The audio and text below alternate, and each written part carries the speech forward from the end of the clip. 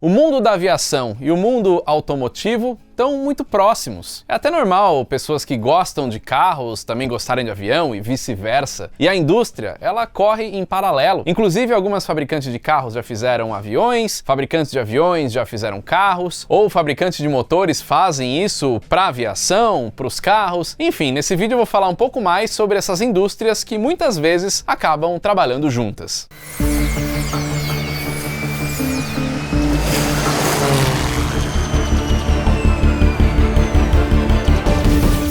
Fala pessoal do Aero, tudo bem? Eu já fiz alguns vídeos aqui no Aero por Trás da Aviação falando de fabricantes de carros que fazem aviões ou de aviões que fazem carros, e agora eu quero falar um pouquinho mais sobre a parte de tecnologia que pode abastecer essas duas indústrias, tanto aviões quanto carros. Quando a gente fala de motores, já tem até um vídeo aqui mostrando um pouquinho sobre motores automotivos utilizados em aviões, e para isso acontecer tem que passar por um processo de tornar aquele motor aeronáutico, colocando algumas coisas a mais de redundância, de segurança. Isso tem que ser certificado, mas ao longo da história, alguns fabricantes fizeram motores para os dois tipos de transporte, tanto aéreo quanto terrestre. Já que a gente está falando de tecnologia da aviação, eu quero falar de uma parceira que trabalha muito com tecnologia, que é a Insider. Eu sempre falo da Insider, estou sempre usando as roupas da Insider, e eles usam muito tecnologia para trazer um produto com um tecido que desamassa fácil, ou que não desbota, ou que regula a sua temperatura corporal, coisas que eu já falei em vários vídeos aqui. Agora eles estão com essa camiseta de manga comprida de várias cores, então tudo isso tem disponível no site da Insider. Tem moletons agora também nessa época, tá acabando frio, mas você ainda pode adquirir moletons, tem bermudas, vários produtos legais. Essa camiseta que eu tô usando é nova, mas se eu comparar com as outras camisetas que eu tenho da Insider já há bastante tempo, a cor é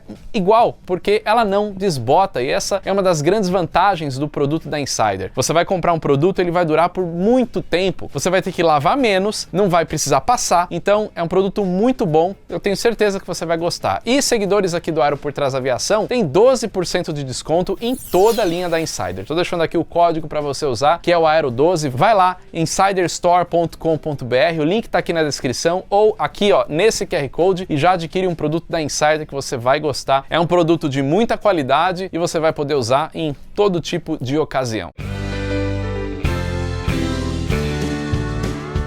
Agora, voltando para a parte dos aviões e dos carros, inclusive eu já usei muito essa camiseta para voar em vários tipos de aviões. Se eu te perguntar qual foi o primeiro carro que chegou no Brasil, você vai saber qual é? E o que isso tem a ver com a aviação? Bom, você vai se surpreender. Mas antes de falar do primeiro carro que chegou no Brasil, é importante lembrar qual foi o primeiro carro com motor de combustão interna, movido por gasolina, que surgiu em 1885. Esse primeiro protótipo de carro com motor de combustão interna foi criado pelo alemão Karl Benz. Talvez esse nome Benz te lembre alguma coisa. O nome desse carro era Motorwagen, que era o veículo motorizado. Só que 6 anos depois da criação desse primeiro carro com motor de combustão interna, um brasileiro resolveu trazer um carro lá da Europa. No caso, foi um carro francês, da Peugeot. E o que isso tem a ver com a aviação? Acontece que quem trouxe esse carro para o Brasil foi nada mais, nada menos do que Alberto Santos Dumont, o pai da aviação. Esse Peugeot tinha um motor de 2 cilindros em V, que alcançava uma potência de 3,5 HPs. Ele era capaz de andar numa velocidade de mais ou menos 18 km por hora. Pode parecer pouco, mas lembra que eu tô falando de mais de 130 anos atrás. Antes ainda de Santos Dumont começar a criar os seus balões, seus dirigíveis e o 14 bis, o primeiro avião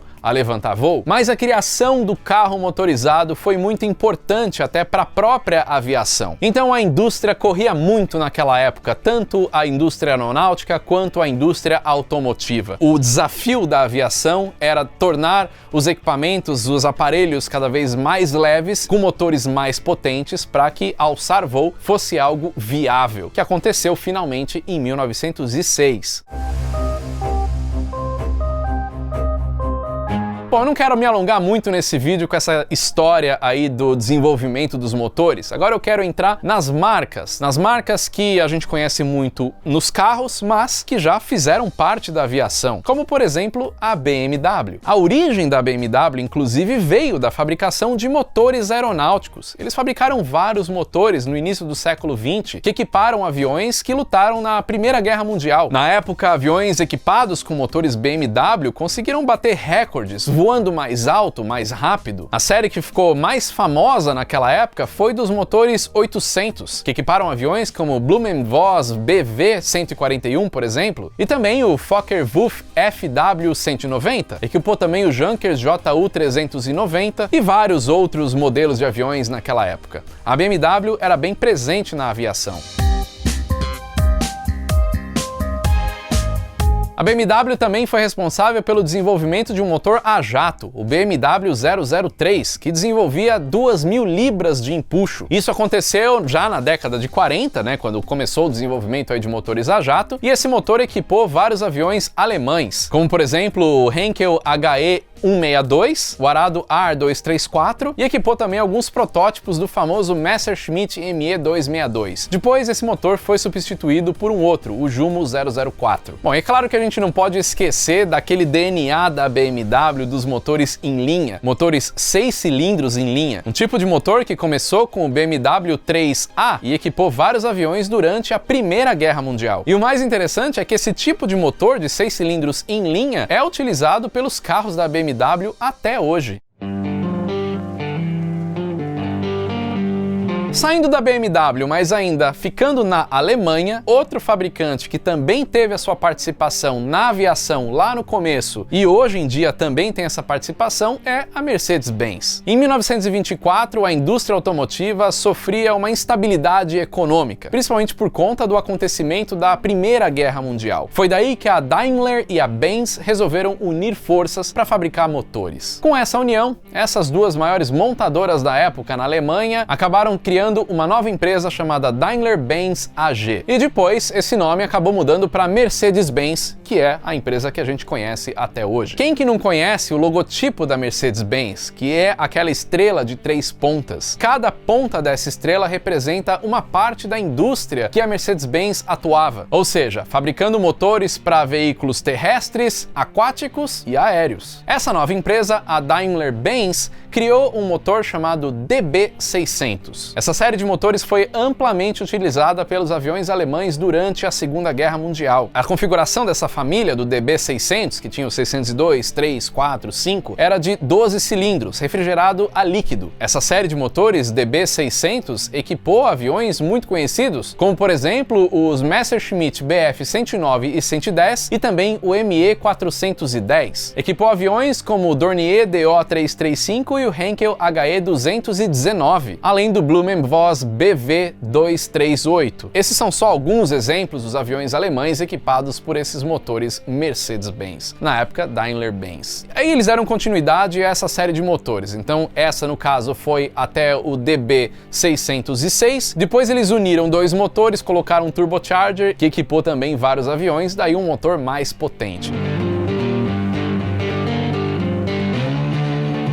Atualmente tem uma divisão austríaca da Mercedes-Benz de fabricação de motores que é a Austro Engine. Ela foi fundada em 2006 e eles fazem motores ciclo diesel que funcionam com querosene de aviação para equipar aviões modernos, como por exemplo o Diamond DA40NG, o futuro Diamond DA50, os bimotores DA42 e DA62 que eu já tive a oportunidade de voar aqui no Aero por Trás da Aviação e mostrar para vocês. Então são motores mais modernos com refrigeração a líquido, que era essa característica dos motores da Mercedes, ciclo diesel, ou seja, não tem vela, ele funciona por compressão e utiliza querosene de aviação.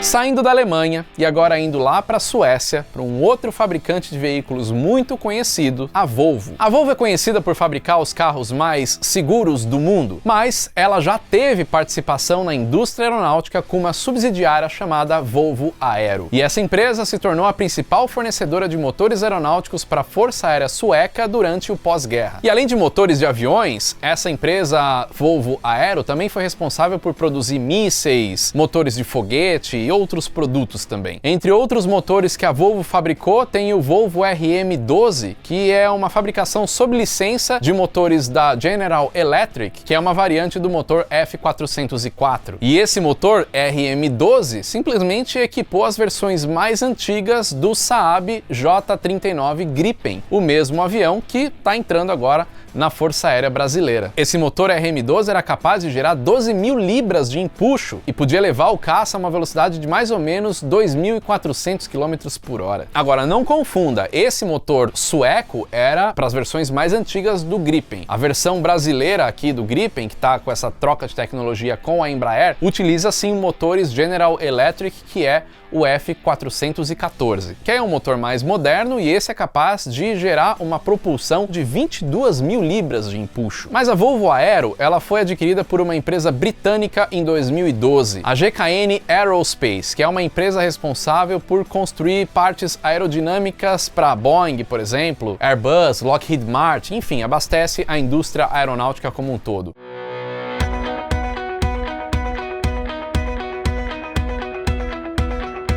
Tem casos interessantes de fabricantes de carros que já se envolveram com a aviação, como é o caso da Porsche, conhecida aí por fazer carros de alta performance. Na década de 80, a Porsche fez um motor chamado PFM 3200, com 6 cilindros opostos. Cilindros opostos é uma configuração muito comum que a gente encontra na aviação. Motores Lycoming, Continental, Rotax, todos esses têm cilindros opostos, que é chamado Boxer, e no caso desse motor da Porsche, assim como os outros motores da indústria aeronáutica, também refrigerado a ar, e esse tipo de motor equipava carros como, por exemplo, o Porsche 911, o Porsche Carrera. Só que esse motor especificamente era certificado para poder ser utilizado em aviões, e ele entregava uma potência de 241 HPs, que é mais ou menos o padrão desse tipo de motor, de 6 cilindros opostos, 3.2 litros. Esse motor da Porsche equipou aviões como o Muni M20L, e ele ficou bem raro, porque foram produzidas só 41 unidades desse avião com o motor da Porsche no final dos anos 80. E apesar da grande maioria de aviões como o Cessna 182 serem equipados com motores Lycoming ou Continental, também tem desse avião com o motor Porsche. O avião francês, o Socata TB-16, também tem esse tipo de motor, entre outros aviões também aí da indústria aeronáutica. Só que apesar desse motor ter sido introduzido lá em 1985 e a Porsche está bem interessada naquela época de engatar aí na indústria aeronáutica, depois de uma recessão no mercado que aconteceu no final dos anos 80, a Porsche perdeu o interesse pela aviação e encerrou o projeto em 1991. Acontece que a Porsche acabou investindo por volta aí de 75 milhões de dólares no desenvolvimento desses motores, vendeu poucas unidades, praticamente metade dessa produção de motores foi para a Muni, para fabricar o M20L, então o motor acabou ficando muito caro e não valia mais a pena ter esse tipo de motor nos aviões.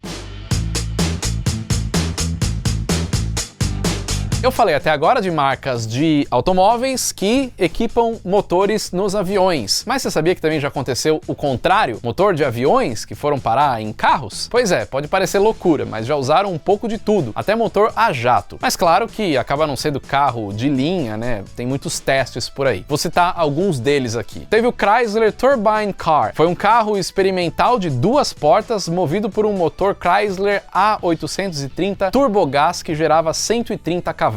Ao todo foram fabricadas 55 unidades entre 1963 e 1964, mas existiram outros carros também, como o Rover Jet 1, o GM Firebird, o Howmet TX e o Renault Etoile Filan, entre outros vários.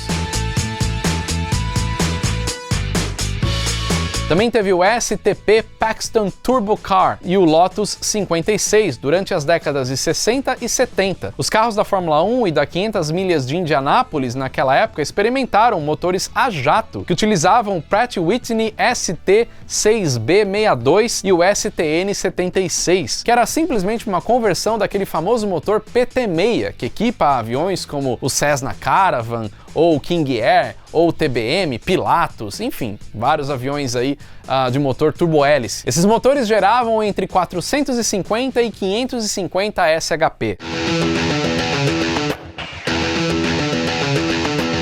Teve o Y2K Turbine Superbike, que é uma moto produzida pela Marine Turbine Technologies desde o ano 2000. Essa moto utilizava no início motores Allison 250 C18 com 320 SHPs. É o mesmo motor utilizado no helicóptero Bell 206 Jet Ranger. Inclusive essa moto ficou bem famosa na época pelo barulho e pelo tamanho dela, né, utilizando aí um motor de helicóptero no caso. E depois, em 2015, essa moto passou por atualização e começou a utilizar o motor 420RR, que é o mesmo motor, só que com um traço diferente. Quando eu falo traço, quer dizer aquele número que está depois do traço do nome do motor, que tem a ver com a potência dele. E esse novo motor tem 420 SHPs. Com um motorzinho a jato equipando uma moto, faz com que ela seja uma das motos mais velozes do mundo.